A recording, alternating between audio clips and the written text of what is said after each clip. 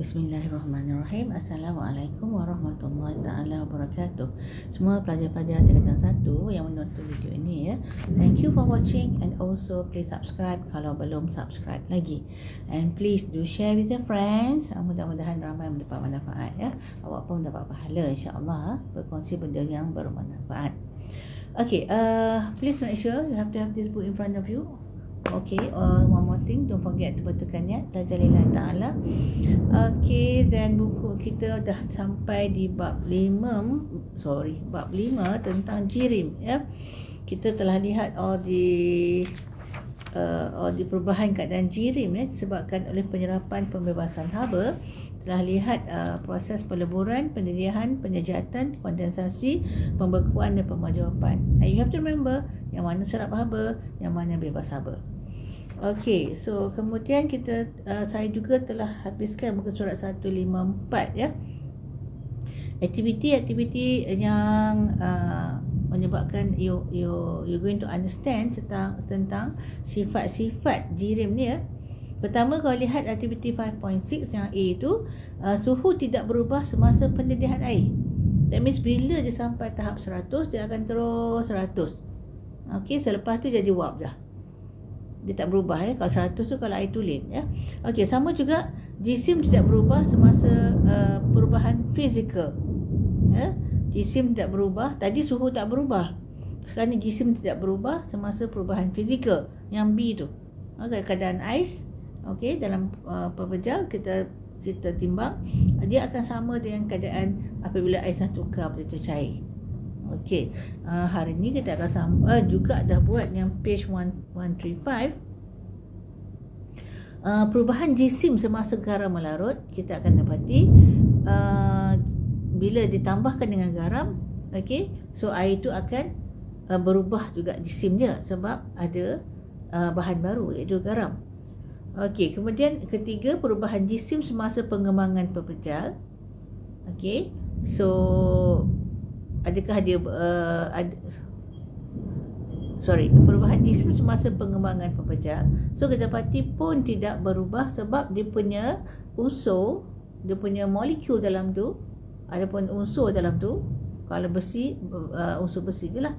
So kita dapati sama je, tak bertambah tak kurang.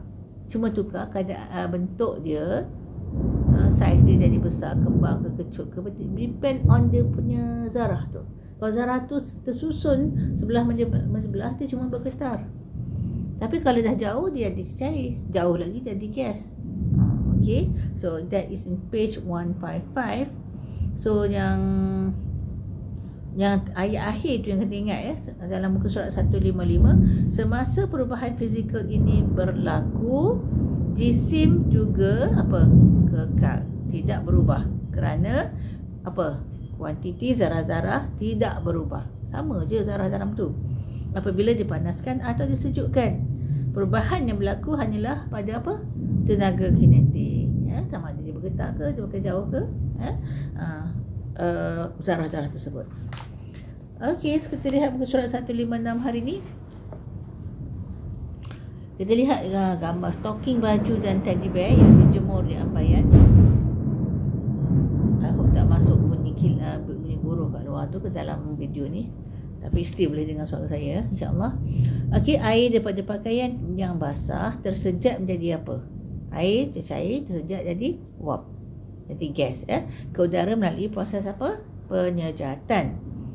Okey, kita lihat contoh perubahan keadaan jirim dalam kehidupan harian. Okey, bila aiskrim tu kita bekukan, pembekuan membolehkan krim manis membeku menjadi aiskrim. Lama-lama cair balik ke suhu bilik. Kemudian aiskrim digunakan oleh peniaga aiskrim untuk mengelakkan aiskrim daripada cair. Yang saya sebut hari tu tentang Baskin-Robbins tu kan. Ya. Okey, kemudian obat gegat yang semakin mengecil ialah contoh perubahan pepejal secara langsung. Terus ya, dapat menjadi gas. Pepejal menjadi gas. Itu adalah proses pemejawapan. Dan kemudian embun terbentuk apabila uap air dalam udara terkondensasi menjadi titisan air. Ya, kondensasi ya. So uap air dalam bentuk gas tukar kepada cair. Okey, kita lihat aktiviti 5.7 ni. Tak apa, you can do yourself. Kemudian practice formative 5.2 ni, cuba jawab. Dah habis dah bab ni. Okey, so tu asas tentang jirim ya. Bila awak faham tentang jirim, yang pertama tentang macam mana jirim, dia mesti ada jisim, dia mesti penuhi ruang kan. Kemudian macam mana tukar from one bentuk to one bentuk lain. Daripada pepejal cair pada gas adalah disebabkan dia punya kedudukan zarah. Okey, dekat ataupun sederhana ataupun jauh ya. Okey, so itu semua disebabkan oleh haba serap ataupun bahasa haba. Then you can do this practice formative 5.2. Kemudian practice summative 5, muka surat 159, 160, 161 ya. Okey, kita masuk bab ke-6, jadual berkala. Okey, periodic table in English. And you have to understand by now tentang yang paling kecil dalam unsur adalah zarah ya. Zarah paling kecil dalam unsur dan zarah ni dinamakan sebagai atom. Okey, kan kita tahu struktur binaan atom tu yang asas-asas lah. Tahu tentang pepejal macam mana, cecair macam mana, gas macam mana. Dan kemudian mengapa atom bersifat neutral. Okey, bagaimanakah unsur-unsur yang wujud di sekeliling kita disusun dalam sebuah jadual yang dinamakan jadual berkala, periodic table. Zaman saya dulu form 4, zaman mak bapak awak pun form 4 belajar periodic table. Zaman awak form 1 dia dah perkenalkan. Okay, let's see bulletin science about sejarah jadual berkala. Pernahkah anda melihat jadual berkala yang sering kali digunakan oleh ahli kimia? Okay, jadual berkala ialah himpunan paparan berkaitan unsur kimia yang diketahui dalam bentuk jadual. Dia susun dalam bentuk jadual. Unsur-unsur dalam kumpulan ini mempunyai beberapa ciri yang sama antara satu sama lain. Evolusi jadual ini kepada bentuk semasa merupakan pencapaian yang amat berguna, hasil daripada sumbangan ahli-ahli kimia dan sains yang terkemuka. Okay, tahukah anda bahawa jadual ini telah diperkenalkan oleh seorang ahli kimia dari Rusia, iaitu Dmitry Mendeleev pada tahun 1869.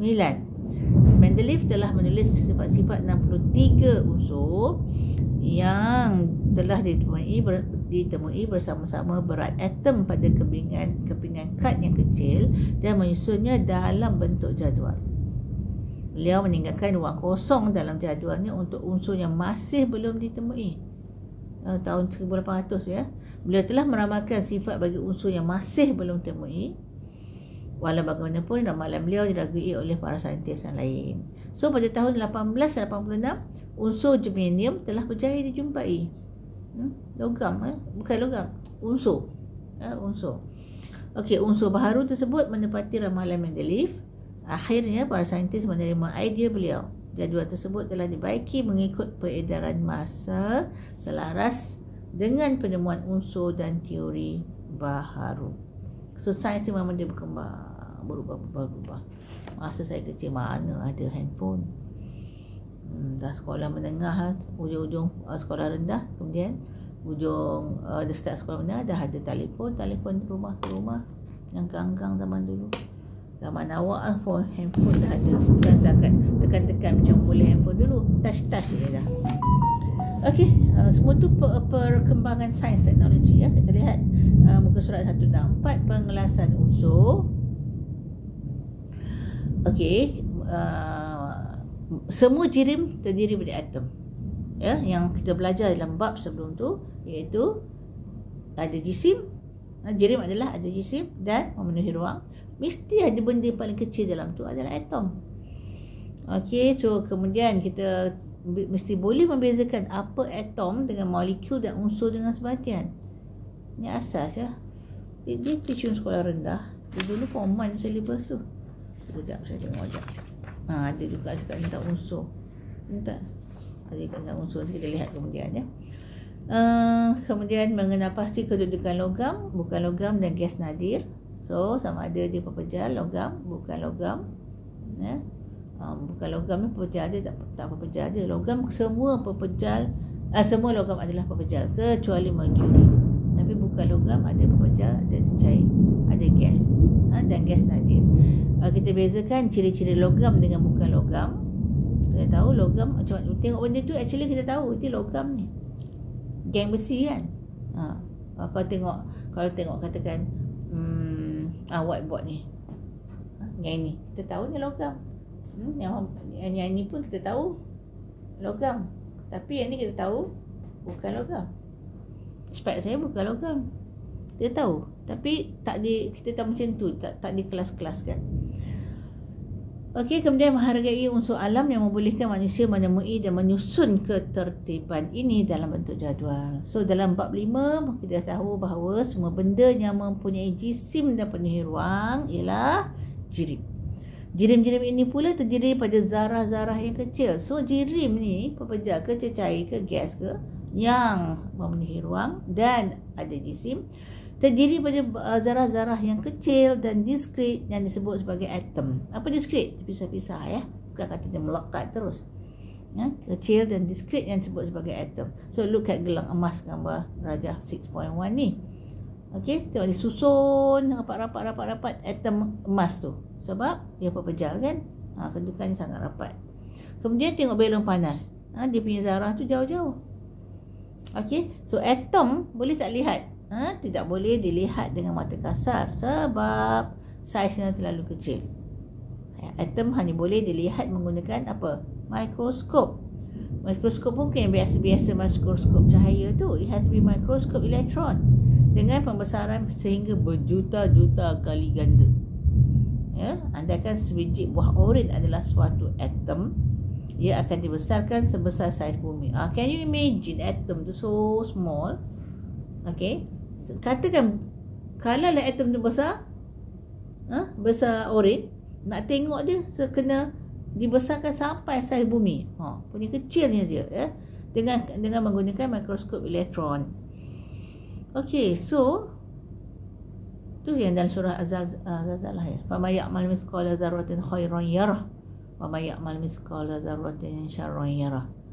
Ayat dua ayat tu disebutkan tentang segala amalan walaupun sebesar zarah akan dibalas. Yang mula ayat tu dia kata dengan kebaikan, yang kedua dengan akan dibalas juga, kejahatan akan dibalas juga.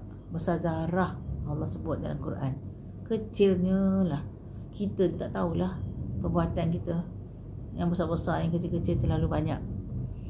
Okay, so Rajah 6.2 tentang dibesarkan 10 juta kali ganda. Okay, mikroskop elektron tadi, buah oren tu jadi besar-besar tu, kau 10 juta kali.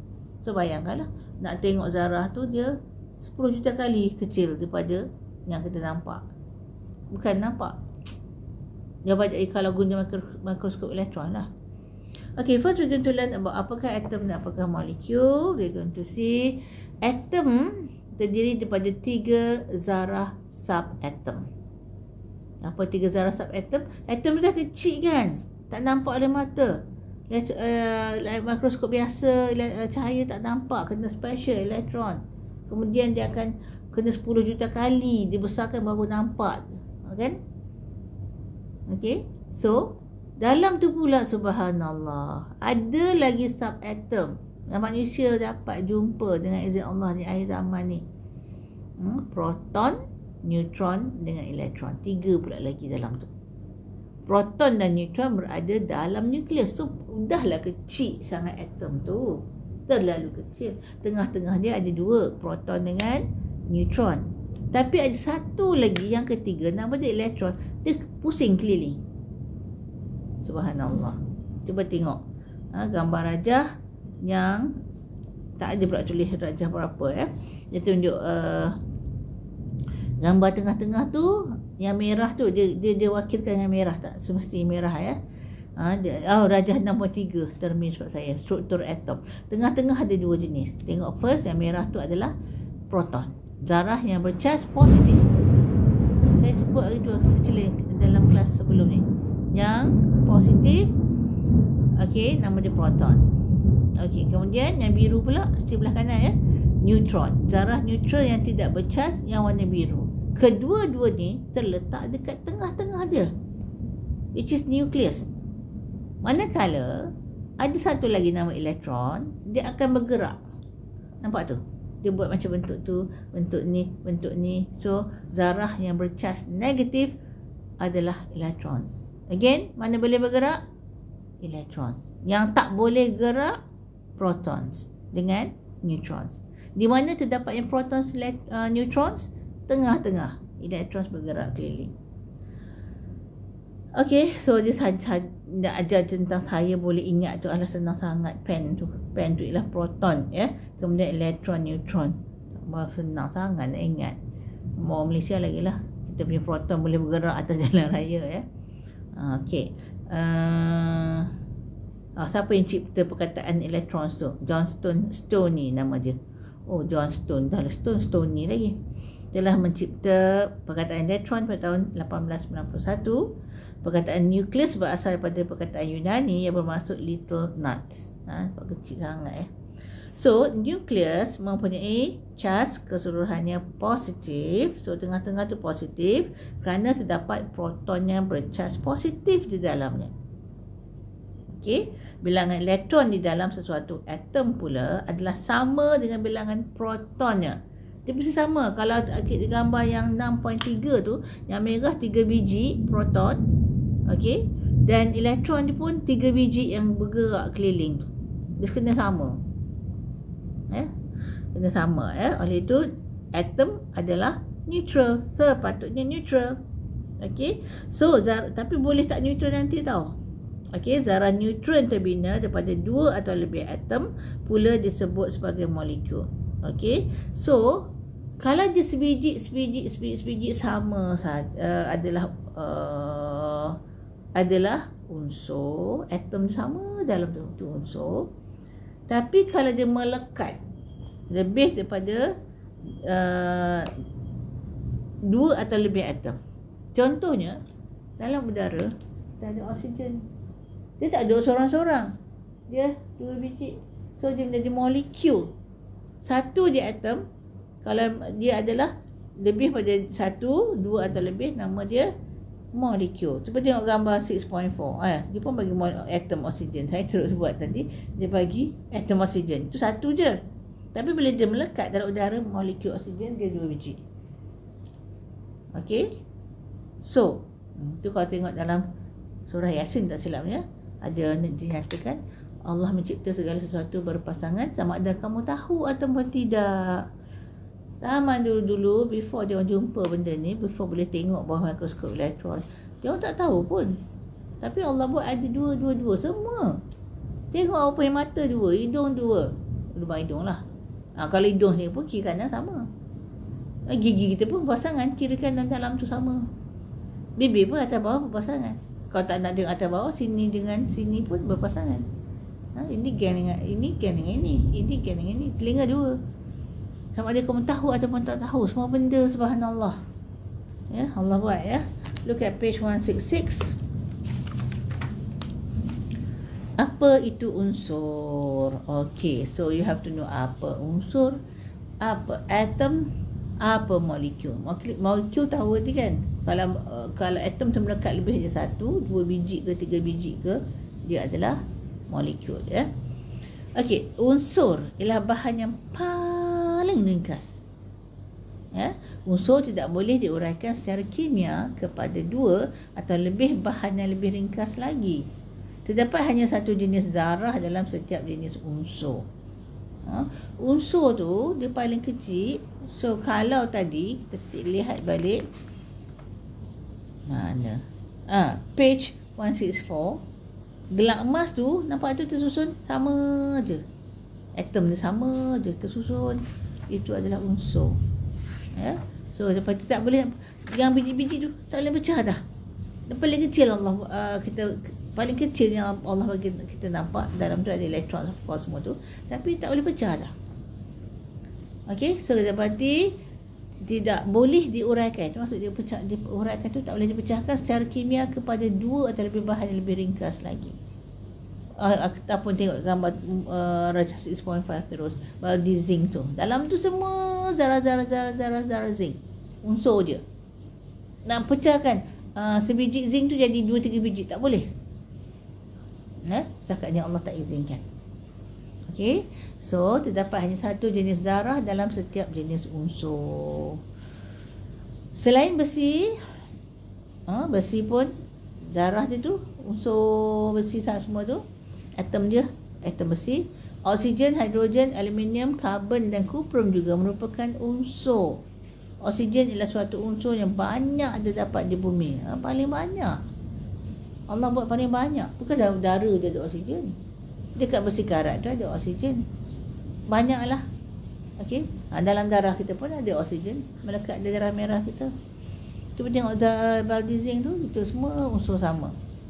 Tabung oksigen tu. Dalam tangki oksigen tu, semua zarah oksigen yang dua. Bila dia melekat dua jadi apa tadi?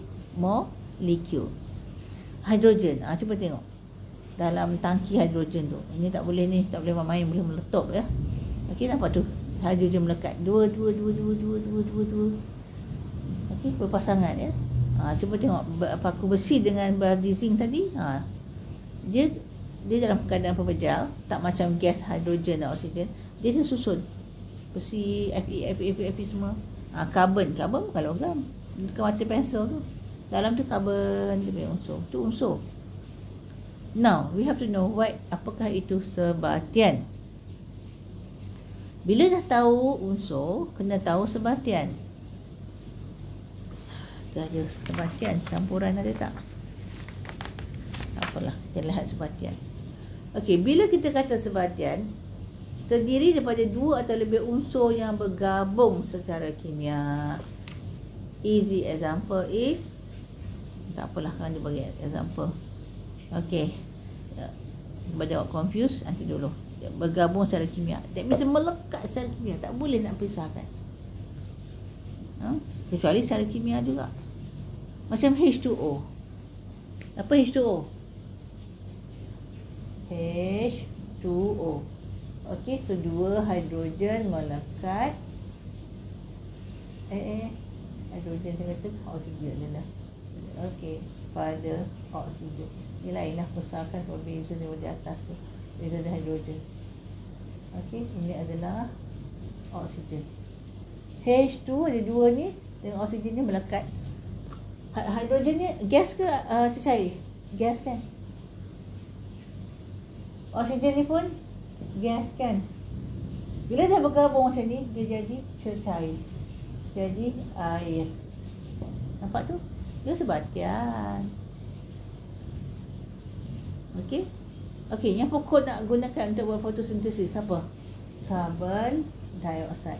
Ini ada satu karbon, dua oksigen. Dua oksigen. Dia melekat. Ya, itu sebatian ya. Okey, so kita dapati dia mesti melekat ataupun terhasil daripada tindak balas kimia. Sebatian boleh dihasilkan di dalam makmal, boleh, atau terhasil secara semula jadi sekeliling anda. Contoh-contoh sebatian ialah aluminium oksida. Aluminium yang berkarat ada oksigen, dia ada aluminium. Okey, melekat dengan oksigen. Zinc sulfida, dia ada zinc, dia ada sulfur melekat. Apa lagi? Besi klorida, besi Fe melekat dengan klorin. Besi klorida. Gula CHO, karbon, hidrogen, oksigen melekat. Air, kita sebut tadi H2O melekat. Dan garam, sodium chloride ya. Garam, sodium klorida melekat. Isi ni dia melekat, dia macam melekat ni. Okey. Bagaimanakah komponen sebatian dapat dipisahkan? Unsur-unsur dalam sebatian tidak boleh dipisahkan secara fizikal. Awak ambil air, awak nak cabut oksigen dia, hidrogen dia supaya tak melekat, tak boleh. Ya, secara fizikal tak boleh. Tetapi hanya boleh dipisahkan secara kimia. Dia melekat secara kimia, pisah secara kimia. Iaitu dengan menggunakan tenaga elektrik. Nak pisahkan air tu, ya, ada air banyak dalam beaker, nak jadikan hidrogen satu, oksigen satu, boleh.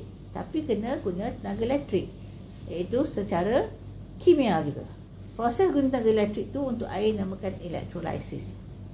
Elektrolisis. Okey, gambar foto 6.1 menunjukkan contoh-contoh sebatian dalam kehidupan harian. Let's see the next page, page 167. So kita lihat unsur-unsur dalam sebatian natrium dan klorin. Natrium dan klorin ni melekat ya, jadi garam. Okey, itu garam dia makan kat dapur tu ataupun garam dalam air laut tu, natrium klorida lah tu. Dia sebatian. Cangkerang, kulit kerang, kulit siput babi, apa lagi, marmar semua ni. Unsur-unsur dalam sebatian ni adalah kalsium, karbon, oksigen, CHO, karbon, hidrogen, oksigen. Saya suka guna CHO. Dia buat kalsium, karbon, oksigen, KKO pula. Saya suka CHO, karbon, hidrogen, oksigen. Dalam kapur, dalam apa lagi? Banyak sebenarnya kehidupan harian. Ya. Okey, gula, unsur-unsur dalam sebatian, CHO juga, karbon, hidrogen, oksigen. Ya, dia melekat secara kimia. Now, they introduce you jadual berkala ataupun periodic table. Okey, abad ke-18, abad ke-19, ahli sains telah menemukan banyak unsur. Okey, unsur yang asas tadilah, tak bergabung dengan bahan lain. Ini tak boleh dikecilkan lagi, hancurkan tak boleh. Usaha ini telah menghasilkan jadual berkala yang disusun secara teratur dan sistematik dan masih digunakan hingga hari ini. So, if you look at Raja 6.6 jadual berkala ya. Kita lihat belah kanan yang hijau, dia kata sehingga tahun 2016, which is about 7 years ago, 6 to 7 years ago, lebih kurang berapa unsur kat dunia yang dah saintis jumpa? 118 ya. Okey, lihat ke kunci dulu. Dia bagi C tu simbol unsur. C stands for carbon. Tu nama dia, carbon, tulis kat bawah. Jisim atom relatif 12. Jisim dia udahlah, atom dia kecil, macam mana dia nak timbang tu? That's why dia kata relatif. Kemudian nombor proton adalah 6. That means ada 6 biji proton dalam tu, dalam karbon tu. Okey, so bila kita lihat ke tengah pula, dia kata kalau yang warna kuning tu logam. Logam ni ciri-ciri dia nanti. Kalau yang warna separuh logam, dia macam orange campur putih sikit. Kalau bukan logam, dia warna biru terus. Okey, dia ada macam ni, dia ada macam ni. Okey, so belah kiri kita lihat jenis-jenis. Dia ada nama hidrogen kan, yang satu yang row pertama, yang kolom pertama maksudnya apa, dalam jalur yang pertama tu atas hidrogen tu satu je gas, lain lithium, natrium, kalium, rubidium, kecil sangat bagi mata saya baca. Saya pun tak familiar sangat, saya bukan ahli kimia. Yang asas je saya belajar dulu adalah yang bawah sampai CS, kemudian FR ya. Kemudian nombor 2 ada beryllium, ada yang saya familiar, ada yang tak ya. Okey, kemudian magnesium Mg, kemudian kalsium Ca, dan bawah-bawah tu familiar. Barium ni familiar, radium, barium. Okey, kemudian nombor 3 kita ada daripada Sc, kemudian Y. Kemudian ada 2 lagi tak diletakkan pun dia punya alfabet. Nombor 4 tu semua saya dah titanium tu masih lagi familiar, kadang spek titanium kan. Zirconium lain tak familiar dah ya. So semua ni is not, you are not expected to hafal semua nama ni ya, bukan ahli kimia awak ni. Awak diperkenalkan tentang jadual ni saja. Okey. Kemudian cuma kalau go across tu ada yang saya familiar, ada yang tak. Ada mangan, ada tungsten, ada ferrum should be familiar. Ada cobalt, nickel, cuprum, zinc. Atas tu patut familiar sikit ya. Daripada mana tadi? Tak apalah, awak tengok je lah dulu. Sebab banyak yang ini ada HD, mercury, Au, orium adalah gold. Okey, so ada banyak lagi nama-nama. So yang kuning tu apa tadi? Logam. Yang kemerahan sikit tengah-tengah antara logam dengan gas, separuh logam. belah kanan bukan logam ya. Kalau tadi helium belah kiri, hidrogen belah kiri bukan logam, belah kanan baris yang ke-18 tu bukan baris, kolom. 18 tu helium. Okey, kemudian ada gas-gas nadir, neon, argon, krypton, xenon, radon. Bawah tu saya tak familiar, UUO tu, UUS tu. Okey, itu adalah jadual berkala. Ada lagi bawah tu Sri Lantanida. You can tengok aja, tak payah pun nak hafal. Sri Actinida. Ada satu lagi kat bawah tu ya. Nampak macam complicated kan. Dia not supposed to macam dia tahu semua ni. Masa perempuan dia perkenalkan saja. Okey, yang penting awak tahu apa dia ciri-ciri logam dan bukan logam nanti.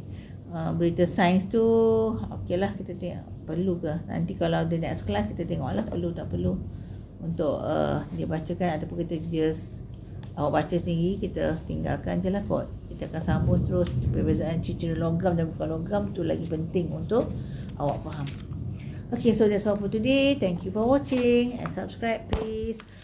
So jangan lupa jaga solat 5 kali sehari, mudah-mudahan terpelihara ya kita di dunia akhirat. Kemudian taat ibu bapa, mudah-mudahan mendapat redha Allah dengan redha ibu bapa selagi tak suruh macam maksiat.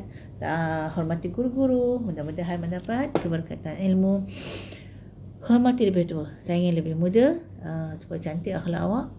Okey, di mata Allah terutamanya dan juga mata manusia. Dan akhir sekali, thank you for watching. Assalamualaikum warahmatullahi taala wabarakatuh. Subhanallah wa bihamdihi.